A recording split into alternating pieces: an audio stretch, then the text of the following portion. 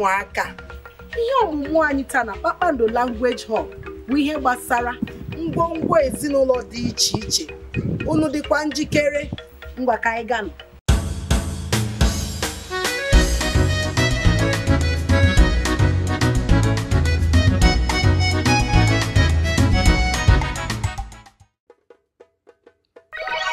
Efere, efere nkụwa, iko, iko nkụwa,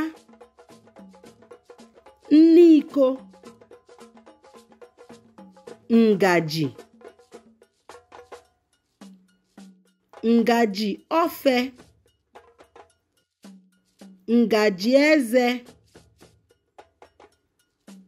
mma, ite,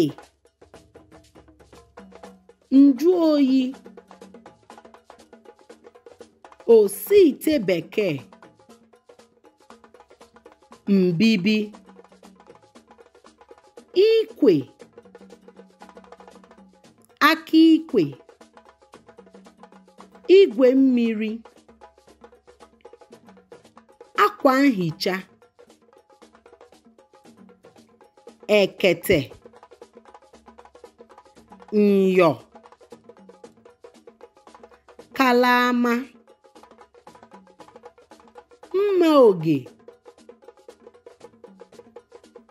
okpokoro efere, onyonyo,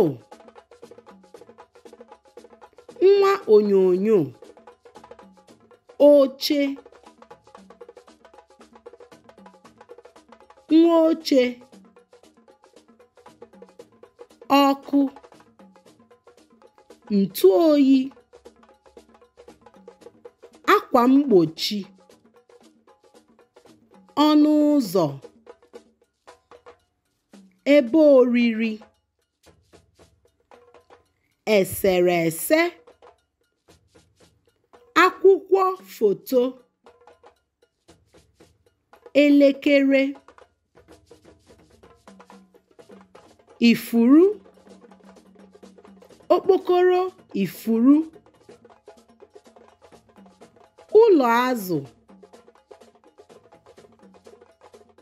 ute bekee,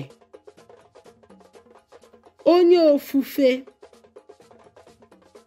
enyo anya,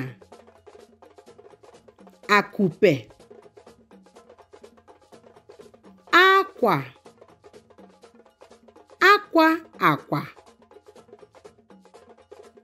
okpokoro akwa, igbe akwa, mpochi, atụ bekee, ogbo, akwa nhicha ahụ, ude, mbọ isi, igwe, ụgbọala, ụlọ ndo, akpụ ụkwụ.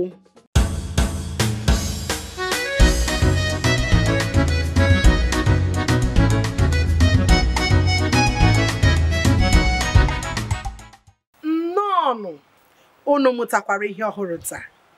Ka ọ dịnụ mgbe ọzọ na Kpakpando Language Hub. Daalụnụ.